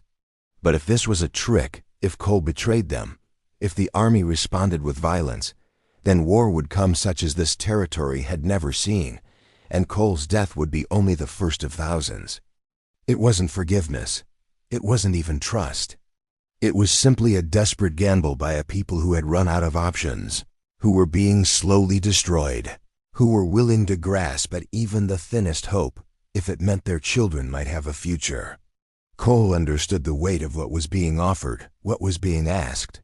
He stepped forward, his voice steady despite the emotion threatening to overwhelm him. He thanked Victorio for the chance. He swore on everything he held sacred that he would not betray that trust, that he would do everything in his power to broker peace, that he understood the stakes and would honor them. But he also said something else, something he hadn't planned, words that simply rose from the deepest part of him and demanded to be spoken. He said that he loved Nayeli, that she had shown him a different way of seeing the world, a different possibility for how people could live together, that if the council allowed him to try for peace, he would do so not just for political reasons or practical ones, but because he wanted a world where their love could exist openly, where it wouldn't be seen as betrayal or abomination, but simply as what it was, two souls recognizing each other across all the barriers that history and hatred had built. The words fell into silence. Cole saw shock on some faces, anger on others. But on Nayeli's face, he saw only a fierce pride and a love so powerful it seemed to radiate like heat. Victorio looked between them, his expression unreadable. Then, slowly, something shifted in his weathered face. Not quite a smile, but a softening. A recognition of something he perhaps remembered from his own youth, his own loves, his own moments of impossible hope. He spoke again, and though his words were in Apache, Cole understood their meaning from the way Nayeli's breath caught, from the way several people in the crowd gasped or murmured. Nayeli turned to Cole, tears streaming down her face, and translated. Victorio had said that if Cole succeeded in brokering peace, if he proved worthy of the trust being placed in him, then he would be welcome in this camp not as a prisoner or even as an ally, but as family. As Nayeli's husband, if that was what they both chose. The offer was conditional, fragile, dependent on 1,000 things that could go wrong. But it was an offer. An acknowledgement that love could cross divides, that new families could be built from old enemies, that the future didn't have to look like the past. Cole felt his throat tighten. He looked at Nayeli and saw his own overwhelming emotion reflected back at him. They crossed the space between them in 3 strides and fell into each other's arms, holding tight, neither caring about the crowd watching, about the propriety or impropriety of the gesture. She whispered against his chest that she loved him, that she had chosen him, that whatever came next they would face it together. He whispered back the same promises, the same commitments, the same fierce determination to build something good from all the broken pieces. When they finally separated, Victorio was watching them with something that might have been approval. He spoke again, this time in a tone that was all business, all strategy. The delegation would leave at first light tomorrow. It would consist of 6 warriors including Nayeli and Cole. They would travel fast and carefully, avoiding settlements, reaching Fort Windham within 4 days if the weather held. Cole would approach first, would request audience with Captain Reynolds, would present the evidence and arguments for peace. It was dangerous. It required trust from both sides. It required hoping that men in power would choose peace over profit, justice over expediency, the hard work of negotiation over the easy violence of war. But it was a chance, a thread to grasp, a possibility. The rest of that day passed in preparation. Supplies were gathered, horses selected, weapons checked. Cole found himself treated not as a prisoner, but as a member of the delegation, included in the planning, his opinions sought and considered. He spent time with the warriors who would accompany them, learning their names, sharing what he knew about Fort Windham's layout and Captain Reynolds' character, building the fragile beginnings of trust that would be essential if they were to have any chance of success. But mostly he spent time with Nayeli. They walked together through the camp, past wickiups where children played and women worked, and elders sat watching with ancient, knowing eyes. They walked hand in hand, no longer hiding, no longer pretending that what existed between them was anything other than what it was. As evening fell, they climbed to a ridge above the camp where they could see the valley spreading below, where the river caught the last light like a ribbon of molten gold, where the mountains rose in layers of purple and blue toward a sky going amber and rose with sunset. They stood together watching the light fade, their bodies close, their breathing synchronized. Nayeli leaned back against Cole's chest, and he wrapped his arms around her, resting his chin on the top of her head. She spoke quietly, almost to herself. She said that she had never imagined this standing on this ridge, with a white man's arms around her, feeling safe and loved and hopeful despite everything. She said that her mother, the dreamer who had named her I Love You, would have liked this moment, would have seen it as proof that her visions of peace weren't entirely impossible. Cole tightened his arms around her. He told her about his own impossible dreams, about building a life with her, about a cabin somewhere in these mountains where they could live quietly, about children who would carry both their heritages and belong to both worlds, about growing old together watching sunsets just like this one. She turned in his arms to face him, her hands coming up to frame his face. She told him that she wanted all of that. Wanted it with a fierceness that surprised her. Wanted it despite knowing how difficult it would be, how many obstacles they would face, how many people would hate them for choosing each other. But she also told him something else. She told him that even if they failed, even if the peace mission went wrong and war came anyway, even if they had only these few days together, it would have been worth it. He would have been worth it. Cole kissed her then, deeply, pouring everything he felt into the connection of their mouths, the tangle of their breath. The kiss was promise and prayer and passion all together, a conversation too complex for words. When they finally broke apart, the sun had set completely, leaving only the last purple light in the western sky. Stars were beginning to emerge overhead, eternal and indifferent to all human drama. They made their way back down to the camp in the gathering darkness, their hands linked, their steps matched. The cooking fires were being lit, smoke rising into the night air, carrying the smells of food and life continuing despite all the uncertainty. That night, for the first time, they slept together in the camp, not hidden away but openly, in a wickiup that had been prepared for them, with blankets and privacy and the implicit blessing of the community. It was a gift, a recognition, an acknowledgement that they belonged to each other and that this belonging had value. They made love slowly, tenderly, with the knowledge that tomorrow they would ride into danger, that the days ahead were uncertain, that every moment together was precious and might be their last. Afterward, they lay tangled together, skin to skin, hearts beating against each other's ribs. Nayeli traced patterns on Cole's chest with her fingertips, drawing designs that might have been prayers, or might have been simply the overflow of feeling too large to contain. Cole watched her face in the dimness, memorizing every detail, the curve of her cheekbone, the fullness of her lips, the way her eyes caught what little light filtered through the wickiup's entrance and reflected it back like captured stars. He told her that he had been half alive before her, that he had been going through motions, marking time, waiting without knowing what he was waiting for, that she had woken something in him that he'd thought was dead, the capacity to hope, to dream, to believe that the world could be better than it had been. She told him that he had given her something equally precious, that after her brother's death, she had felt crushed by responsibility and grief, had believed that her life would be only duty and sacrifice from that point forward, that he had shown her that love and duty could coexist, that choosing personal happiness wasn't betrayal of her people, but actually a kind of radical hope, the belief that a better world was possible and worth fighting for.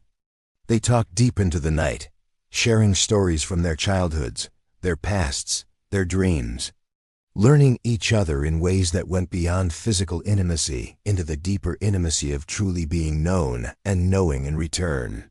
When sleep finally claimed them, they slept peacefully, wrapped in each other's arms, the camp quiet around them, the night holding them gently as they rested before whatever trials the coming days would bring. The delegation left at dawn, 6 Apache warriors and 1 white man, riding north toward Fort Windham and an uncertain future. The journey took 5 days instead of 4. They moved carefully, avoiding patrols, keeping to the high country, taking no unnecessary risks. Cole rode beside Nayeli, no longer captive and captor, but partners, equals, 2 people bound together by something stronger than the divisions that separated their peoples. The warriors gradually warmed to him, especially when he demonstrated his skills as a scout, finding water sources and safe routes through difficult terrain. By the 3rd day, they were treating him almost as one of them, sharing jokes he couldn't fully understand but could feel the humor of, including him in their evening councils. On the 5th morning, they spotted Fort Windham in the valley below, a collection of buildings surrounded by a wooden palisade, the American flag snapping in the wind, soldiers moving about their duties in the clear morning air. The moment of truth had arrived. They made camp in the tree line above the fort, hidden but with clear sight lines. Cole and Nayeli sat together on a fallen log, their hands linked, neither speaking. Around them, the warriors checked their weapons, their faces grave with the understanding that this could all go terribly wrong, that they might be riding to their deaths on the hope that one white man's word could be trusted. Finally, Cole rose. It was time. He would ride down alone, would request an audience with Captain Reynolds, would make the case for peace. If it went well, the delegation would come down under a flag of truce. If it went badly, well, they would deal with that when it came. Nayeli stood with him. She pulled him close, kissed him fiercely, her hands gripping his shirt as if she could hold him there by force of will. When she pulled back, her eyes were bright with unshed tears. She told him to come back to her, to be careful, to remember that he was loved. He told her the same things, his voice rough with emotion. Then he mounted Sable and began the ride down toward the fort, his heart hammering, his mouth dry, everything hanging on what happened next. The soldiers spotted him when he was still a quarter-mile out. He saw them scramble, grabbing rifles, calling alerts. By the time he reached the gate, a squad was assembled with weapons trained on him. Cole raised his hands, showing them empty, calling out that he needed to speak with Captain Reynolds, that he had information critical to preventing a war, that he was Cole Marston, former scout, and that the captain would remember him. There was commotion, shouting, suspicion. But eventually, an officer emerged a lieutenant Cole didn't recognize, and after some debate, agreed to bring the message to Captain Reynolds. Cole waited outside the gate for what felt like hours, but was probably only 20 minutes. Waited with rifles trained on him, with soldiers muttering and speculating, with his entire future balanced on whether Reynolds would remember him, would trust him, would listen. Then the gate opened, and Captain Reynolds himself emerged. He was older than Cole remembered, gray now around the temples, his face lined with the weight of years spent managing an impossible situation on the frontier. But his eyes were still sharp, still intelligent, still carrying that quality of fairness that had made Cole respect him during his scouting days. Reynolds looked at Cole for a long moment, measuring, remembering. Then he gestured for the soldiers to lower their weapons. He told Cole to come inside, to explain himself. But he also warned that if this was some kind of trap, if Apache were about to attack, Cole would be the first to die. Cole dismounted and walked through the gate, acutely aware of all the weapons still trained on him, of how fragile this moment was. He was led to Reynolds's office, a spare room with a desk, maps on the walls, the smell of tobacco and leather and years of difficult decisions. Reynolds closed the door, leaving them alone. He sat behind his desk and gestured for Cole to speak. So Cole told him everything. About finding Nayeli after her brother's massacre. About learning of the manipulation, the corruption, the forces on both sides driving toward war for profit. About the territorial governor's plans. About the Apache traders working with white agents. About how both peoples were being used as pawns in a larger game. He told Reynolds about the peace delegation waiting in the trees above the fort. About Victorio's willingness to negotiate, to try one more time for peace before the inevitable war consumed them all. And he told Reynolds about Nayeli, about loving her, about wanting a world where that love could exist openly, where it wouldn't have to be hidden or apologized for.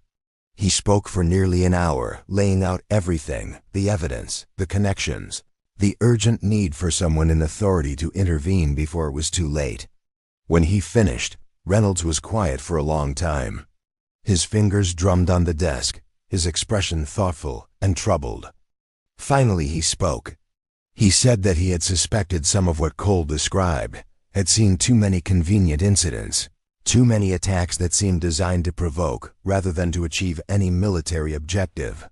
But he hadn't had proof, hadn't been able to move against powerful interests without evidence. If Cole could bring him the peace delegation, if the Apache were willing to share what they knew, if they could build a case strong enough to take to the territorial governor and the army command, then maybe, just maybe, they could prevent the war. It was more than Cole had dared to hope for. Relief flooded through him so powerfully that his knees went weak. Reynolds called for his officers. Within minutes, arrangements were being made a formal parley, under flags of truce, with guarantees of safe conduct. Riders were sent up the valley to signal the delegation that it was safe to approach. 2 hours later, Cole stood in the parade ground as 6 Apache warriors and Nayeli rode through the fort's gates. His heart nearly burst at the sight of her, proud and fierce and beautiful on her horse, her eyes scanning the assembled soldiers with a mixture of wariness and hope. Their eyes met across the distance. She didn't smile, the moment was too fraught for that, but something passed between them that was deeper than words, more powerful than any gesture. The negotiations lasted 3 days. They were difficult, tense, filled with accusations and counter-accusations, with old grievances aired and new suspicions voiced. But Reynolds proved to be as fair and honest as Cole had remembered. He listened to the Apache accounts of manipulation and corruption. He shared his own suspicions about the territorial governor's plans. He worked to find common ground, to build trust one small piece at a time. Victorio himself arrived on the 2nd day, bringing elders and additional evidence letters stolen from white agents, testimony from Apache who had been approached with bribes, details of planned attacks that served no purpose except to provoke response. The case built slowly but surely. Reynolds sent riders to the territorial capital with urgent dispatches. He called in other officers, men he trusted, men who believed in law over expediency. He began building a coalition of people in power who were willing to stand against the corruption, to demand accountability, to fight for peace even when war was easier and more profitable. Through it all, Cole worked as translator, as mediator, as the bridge between two worlds. And through it all, Nayeli was there contributing her knowledge, her intelligence, her passionate advocacy for her people. They stole moments together when they could brief conversations in quiet corners, touches of hands when no one was watching, looks across crowded rooms that communicated everything they couldn't say aloud.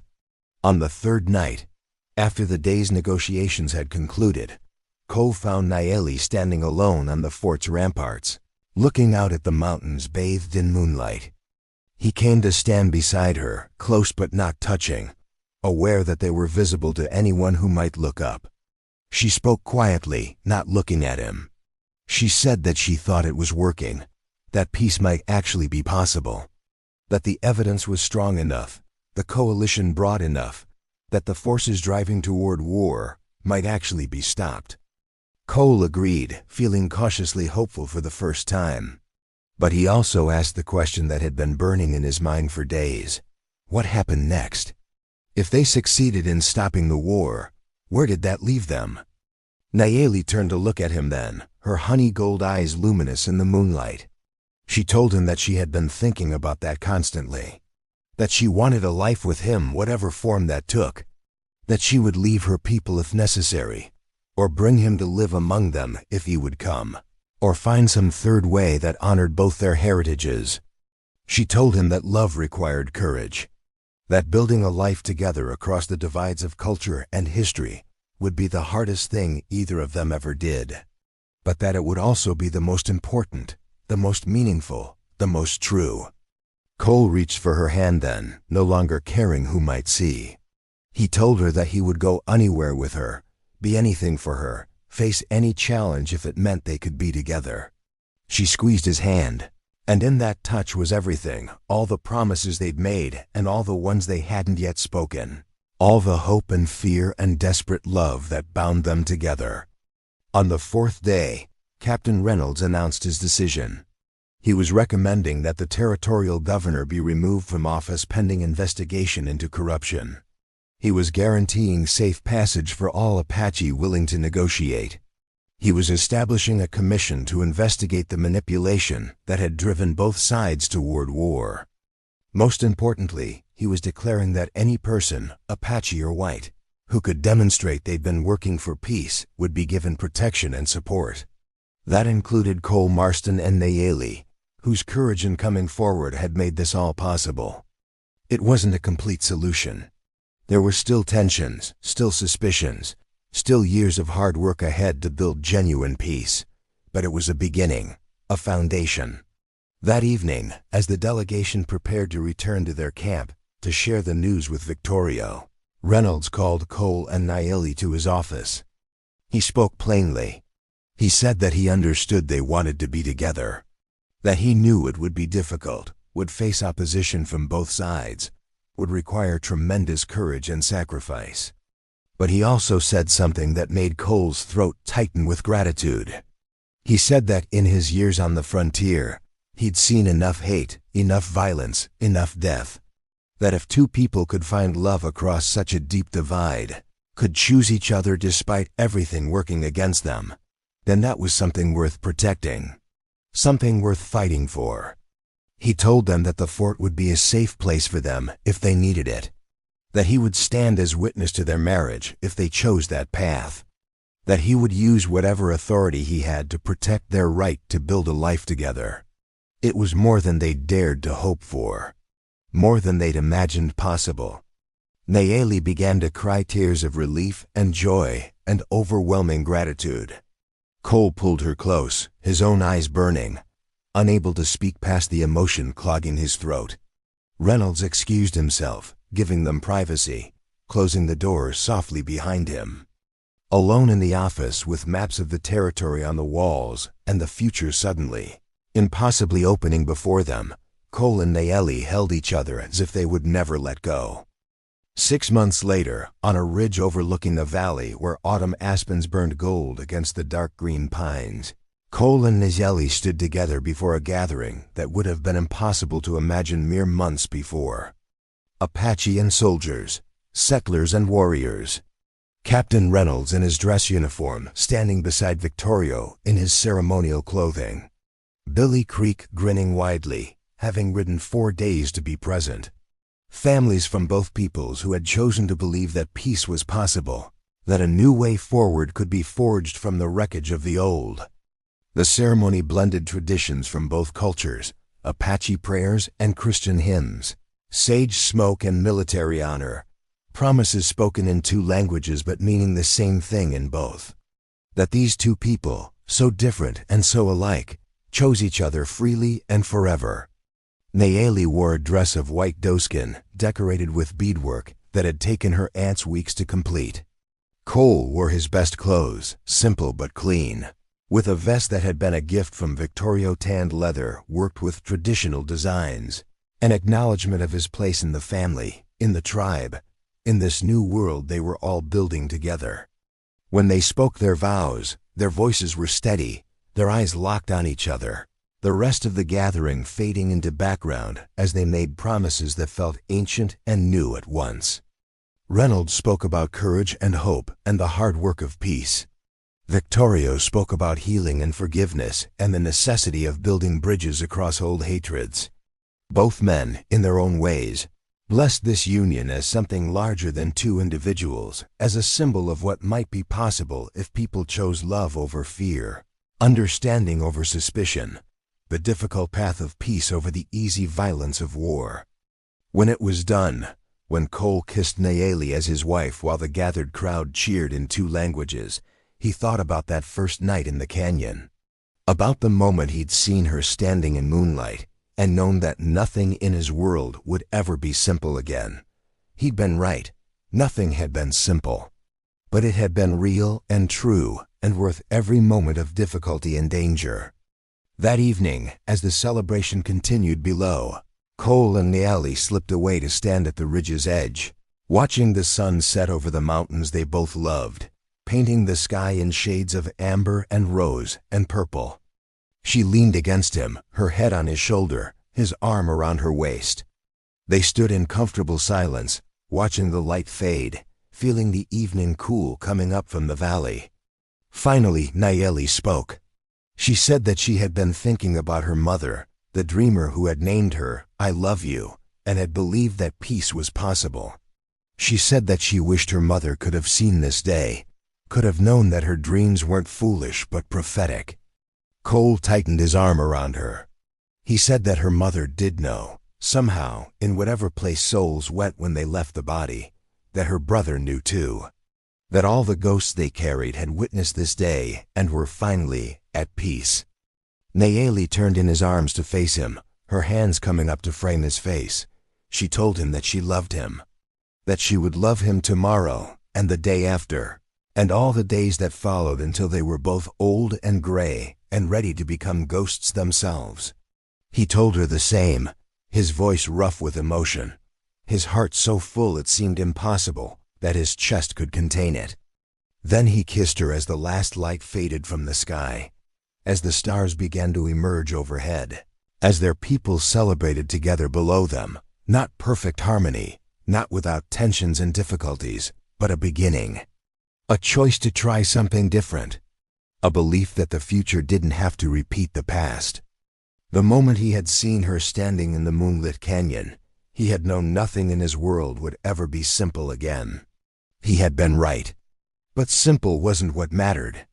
What mattered was standing on this ridge with her in his arms, with the future opening before them, uncertain but bright with possibility, with love that had crossed impossible divides and survived, with the knowledge that they had chosen each other and would keep choosing each other every day for the rest of their lives. The stars wheeled overhead in their eternal dance. The mountains stood silent witness, as they had for thousands of years, as they would for thousands more. And two people who should have been enemies stood together in the gathering darkness, bound by something stronger than history, deeper than hatred, more enduring than all the forces that had tried to keep them apart. They had found each other in a world at war.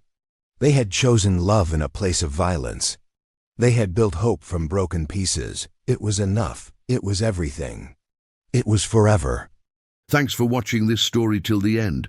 Comment below and tell me where you're watching from. And before you go, check out these other amazing Western stories waiting for you next. Subscribe, like, and I'll see you on the next ride.